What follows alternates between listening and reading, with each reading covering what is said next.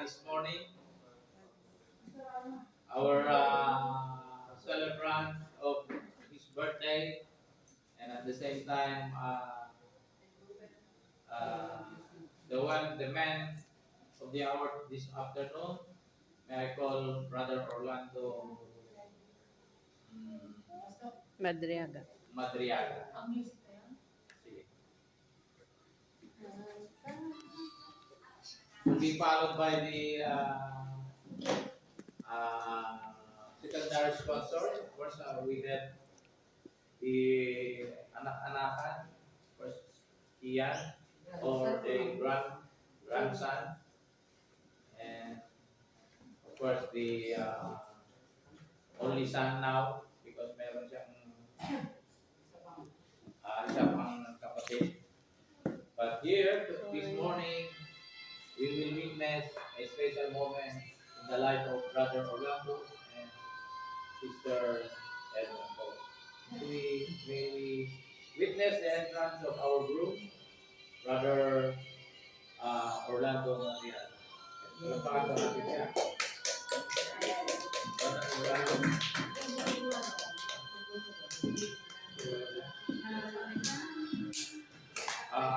Kayo po muna.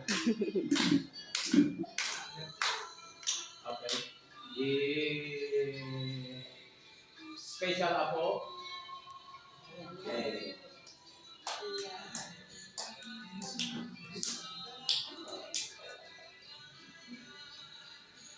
And of course, the son, Dr. Jersey. And now we witness the woman of the hour. Of course, Together. before that, I'm sorry, we will also another witness the entrance of a special sponsor of this wedding, Miss Mel, Andres. Mel Andres. Pakapagin natin siya.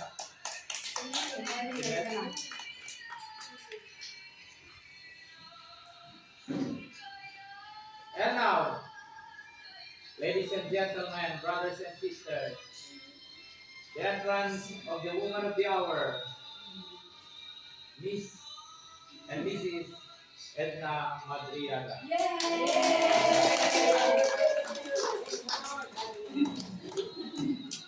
Okay. So, pwede na kayo makaupo?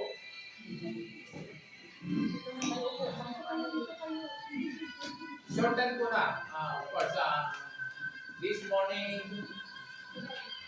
ulitin ko, biglaan lang po ito. Walang plano, pero of course, it will be a remarkable moment to the life of our brethren.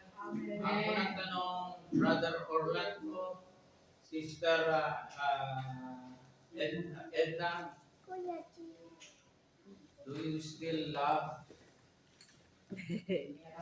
Brother Orlando po din? Do you still love Sister Edna? And you are willing to give your life, the last of your life, until the end of your life to Ate Edna? Can you say, okay daw, wala naman po kontra. Sister Edna,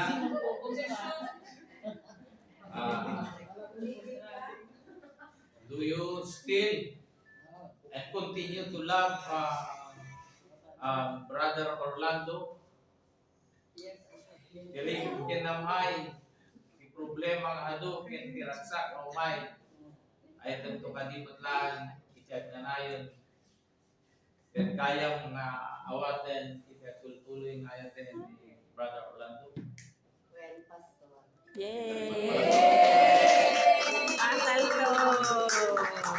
So now, before I declare the pronunciation of their renewal of vows and to pray. May we still, I want them to, gusto kong sila ang magbibigay ng kanilang vow. Pwede bang hawakan mong kamay? Yay! Ikaw muna ang magsalita. Oh, amen. Ulitin,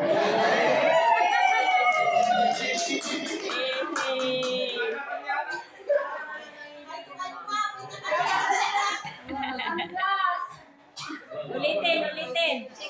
I-check sa inyo. Okay, one more time. Ano pasal pasal? Okay, atid na. Ikarat kina apo, iti kinapudlokin ka ang ganak kong pagbiyak ko. Yan po ay